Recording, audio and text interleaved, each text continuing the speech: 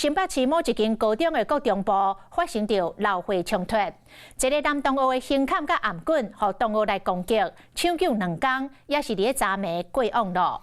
学校来证实这个消息，讲会尽全力来协助家属处理后事，嘛会甲学生进行着心理的辅导。校园发生着闹火事件，嘛引发着各界关切着学校的安全。都有老师私底下来透露，讲要抄这个学生的册牌影，恐惊会卡到刑法的强制罪，即摆根本无法度安尼做，只会当甲学生苦劝，要求学生袂使哩早违禁品到学校。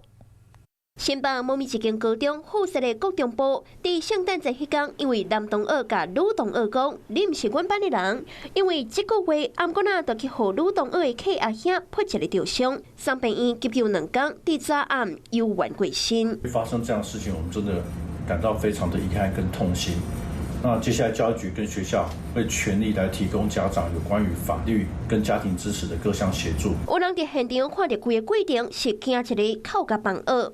新北教育局嘛正派心理师和社工师驻校追踪辅导，确保学生学习的稳定甲心理健康。嘛要求所有学校拢爱加强和警政系统的合作，避免遗憾搁再发生。不过代志的关键也是安怎，学生会当早倒来到学校。老师讲，因为即摆法规限制，学生就算早违禁品，嘛真歹随 ARC 会抽查。基本上我们在现场是不可能的，因为我们没有那个权限可以去收学生的书包，这就是一个所谓的强制罪的概念嘛。我们也没有办法强迫学生把书包打开给我们看。我们现在的现场只能用劝导的方式，希望学生能够避免带这些刀械来。有一个敢若是高中生的阿姨嘛，艰苦甲发文章。真正是想要教孙好好去上课，人煞过网，而且害人的阁是共学校的同学。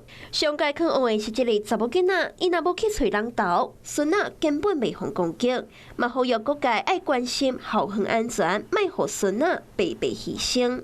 针对有问题学生老师敢会当看到，袂当抽查。教育局虽然讲会当看状况来安检，也毋过到底要安怎重建校园安全，政府爱赶紧想办法。Hello， 我是林明瑞。想要抢先掌握最及时的新闻资讯吗？赶快订阅、按赞、开启小铃铛，锁定我们华视新闻的 YouTube 频道。